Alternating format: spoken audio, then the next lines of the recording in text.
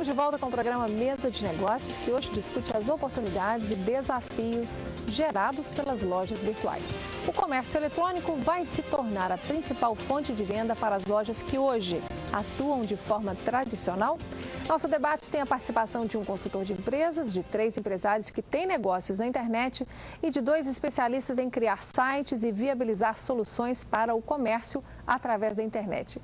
E você pode participar deste debate pelo e-mail ou pelo Twitter. Faça perguntas, comentários, tire suas dúvidas e movimente este debate junto comigo. João, quando você percebeu que estava diante de uma oportunidade de multiplicar o seu negócio inicial, porque você nos contou que criou uma loja para vender produtos e que aí você percebeu que outras pessoas tinham o mesmo desejo de você, só que elas não queriam ter o trabalho que você teve para criar todo o processo de controlar estoque, de definir que produto é vendável, que produto não é. Quando foi essa sacada que você percebeu, opa, o que eu já tenho dá para ganhar mais dinheiro? Na verdade, a gente sofria algumas requisições para a gente começar a desenvolver loja para outras pessoas. E a gente viu que muitas dessas requisições aconteciam e que aquela pessoa do outro lado ela não sabia muito bem como gerenciar estoque, como atender um televendas, como atender um chat, enfim, para ter o pacote completo. E aí, na hora que a gente identificou esse tipo de solicitação que estava acontecendo, a gente criou uma franquia virtual e começou a franquear determinadas pessoas no Brasil.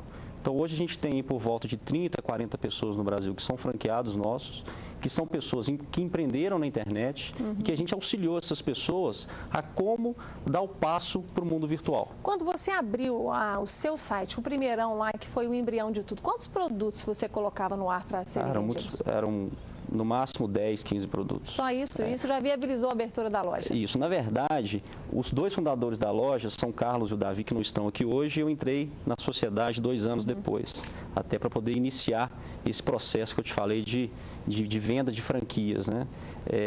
Então, no início, eles tinham 10, 15 produtos e a partir da necessidade, de vender novos produtos, na necessidade até que os franqueados novos identificaram de novos produtos, a gente foi colocando novos produtos na rede. Nós estamos aí com serviços diferentes na internet, produtos aqui, 25 mil produtos, daqui a pouco estarão todos na internet, né?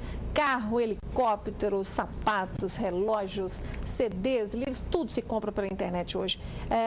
As empresas ainda se justifica que elas tenham medo da reação do consumidor, por exemplo? Houve uma época em que se achava que só CD e DVD e livro que seriam vendidos pela internet, porque o resto o consumidor tinha necessidade de pegar ou sentir o cheiro, passar a mão. A gente mudou? O consumidor hoje não tem mais necessidade disso? O consumidor mudou muito. E uma coisa que me incomoda nas empresas é o seguinte: eu conheço empresários que você começa a perguntar sobre o cliente dele e ele não te dá muita informação. O medo se dá na falta de informação. Se eu não conheço a fundo, se o meu relacionamento com a minha carteira de cliente não é rico em detalhes, aí me gera desconforto. Eu falo, será que vai valer a pena investir nisso?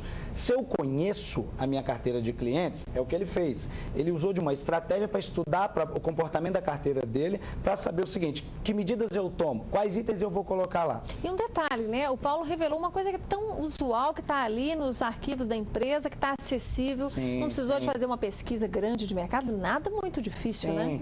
Olha, para você, uma estratégia que muitas lojas usam, por exemplo, quando você compra um livro, baseado nas informações de relacionamento que essa loja tem com seus clientes, vem uma informação no rodapé assim: quem compra esse livro, compra esse outro produto também. Então, esse casamento, isso é estratégia de marketing, isso é capilaridade. Então, eu começo a ter uma série de informações. Agora, uma coisa que está me preocupando é que tem muita gente que às vezes pode estar assistindo e fala assim: pô, mas eu tenho uma loja e eu vendo flores aqui no Eldorado, sei lá. Como é que eu faço para começar? Uma outra coisa que eu vejo difícil, às vezes, é a comunicação entre quem produz a loja e quem contrata a loja. Porque, às vezes, o lojista, ele não sabe como comprar esse serviço. E tem muitas empresas também que desenvolvedor de sites, que não sabem passar essa informação para o cliente.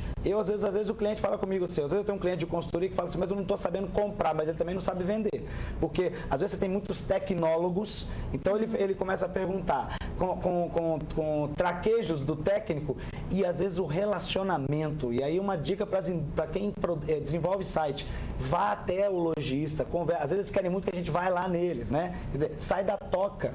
né? Experimenta consumir pela internet antes de resolver vender pela internet, né? Então, assim, às vezes o lojista ele tem dúvidas absolutas que está muito ligado ao cliente dele. Ele tem medo de investir e o cliente não responder. Então, às vezes, falta das empresas desenvolvedoras entender não do meu negócio, mas do comportamento do meu cliente, quem consome de mim. Que é o possível que vai comprar de mim, né?